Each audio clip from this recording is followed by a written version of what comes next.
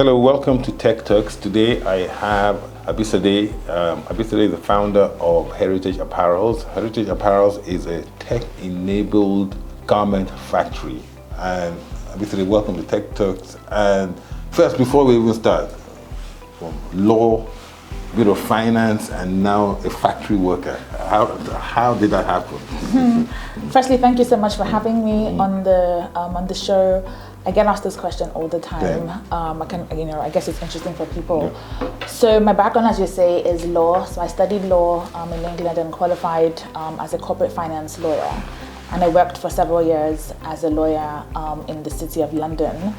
But whilst I worked as a lawyer, I'd always had an interest in the fashion industry. Okay. There are people in my family who have been designers and tailors and merchants of textiles.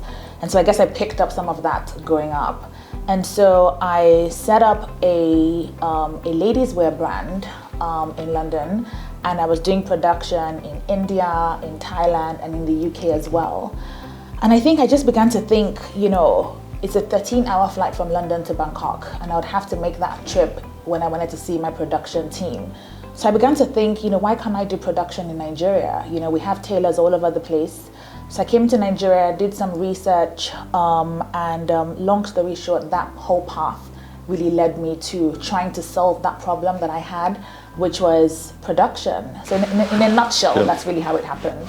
Yeah, so who does Heritage Apparels provide services for? So who, is it like an end consumer or businesses or a combination of both? Right, so it's mostly B2B. Okay. We have three main business lines. Of course, we service fashion brands, which is really the genesis of the business. It was in me trying to solve my own problem. So we act as production partners for fashion brands, and we do production for them. So basically, brands who want to scale up into retail, or just want to outsource production and don't really want to be bothered with dealing with tailors and just focus on their own core work, which is to design. So fashion brands, and then we also do production for corporates as well. So we provide utility wear, including things like uniforms for industrial businesses. We do overalls, coveralls. We do some PPE as well. So literally, uniforms and really high level, rather high volume orders. Yeah. So what's the process? So like, let's say I have a business, I have 15 employees, and I want them to wear the same dress, but right. I want a particular design. So walk me through, if I connected with Heritage Apparels. Sure. What would be the process? Sure. So it's actually a simpler process for the corporates as opposed to the fashion brands, as you can imagine. Yeah. So the fashion brands have their own process. Their own creativity. Right, exactly. But for corporates, it's much more straightforward. Typically, corporates would already have uniforms that they use, or they would have some idea of what they want to use. If they don't, then we can provide these design services for them. Okay, so let's think about the logistics. How many tailors? How many tailors do you have? How do you ensure consistency?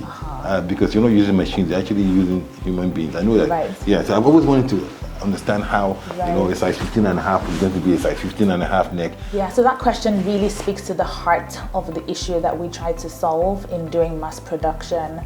And so what I had to do was basically train all my staff from scratch, because I realized, having done a lot of research and having worked with garment factories in different countries, that level of skill that I wanted my machinists to have, I was going to have to train them by myself.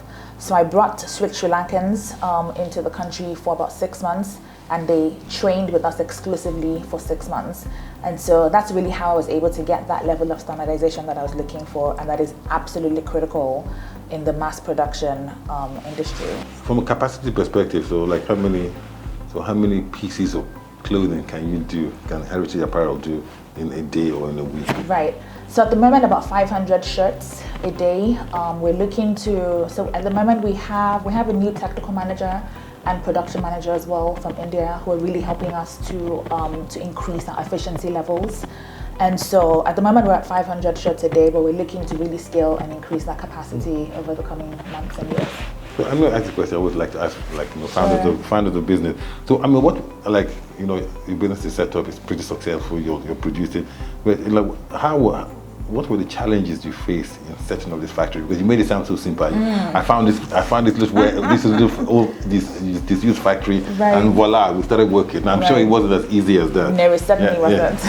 It certainly wasn't. First and foremost, I was not even living in Nigeria at the time, and so I had to sort of, make several trips back and forth to discuss and to negotiate taking over the factory.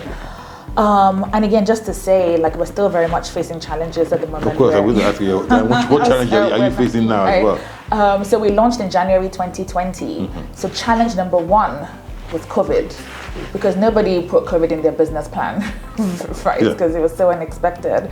And so being a new business and having to navigate the murky waters of entrepreneurship in Nigeria was quite a feat.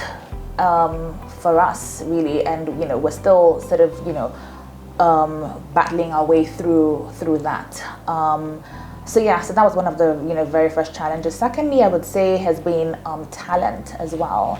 So like I said, I trained all my staff from scratch, all the machinists. But then again, you have like the mid-level managerial staff that are absolutely crucial for the production floor to function and to work smoothly and efficiently, and still producing high quality apparel. And so, which is why I've had to basically bring in expatriates to train those managerial level staff as well. So still definitely, still going. And then of course we did some PPE during the height of COVID. But at the same time, I was faced with the dilemma as to whether to let my staff go, whether to put them on furlough or to keep them.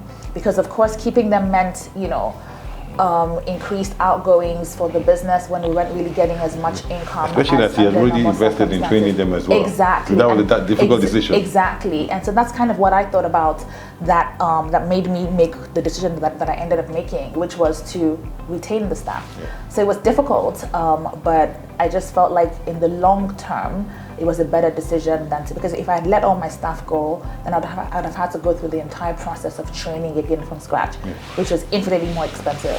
How do you create awareness for Heritage Apparels? How do you, and I'm sure there's also competition as well, outside competition. So how do you sell your own unique proposition My own market. Your own market, exactly. So word of mouth has worked a lot for us because we don't have an established garment factory industry or garment manufacturing industry in Nigeria at the moment. It's beginning to emerge again because we did have one in the 70s and before, and so people need the service. So just word of mouth alone has been really beneficial because people are literally looking, especially for the fashion brands. Yeah. A question I forgot to ask: what's your minimum order, and how long does it take? So from putting my order in to receiving it? Right. So it varies. So for the fashion brands, I guess because that was inspiration for starting the business, and I really understand what the real issues are for them. So we try to keep the minimum order quantity quite reasonable. So at the moment it's 100 pieces per order, which I think is very, is very reasonable. And for the other business unit, which is the uniforms and utility wear, it's 500. Okay. I mean, are you looking at automation? So using more machines instead of human beings in the future? And what is that going to entail? Right. So this one is a really interesting one for me that I'm beginning to consider at the moment. So of course the factory that we got came with machines, and so we're working with those industrial machines that we have. Now the world is moving very, very quickly, and so already there are a number of sort of more automated machines that we can that we are beginning to sort of use. However, there's this dilemma for me as well, because one of the key drivers for me in this business is to create employment, especially for young people in Nigeria. And so I will be faced with that with that difficult decision or difficult challenge, I guess. So for me, I think it's a really difficult challenge that a lot of businesses are going to be faced with. But for me, I'll speak for myself in particular, as I was saying, because one of my key drivers for the business is really job creation.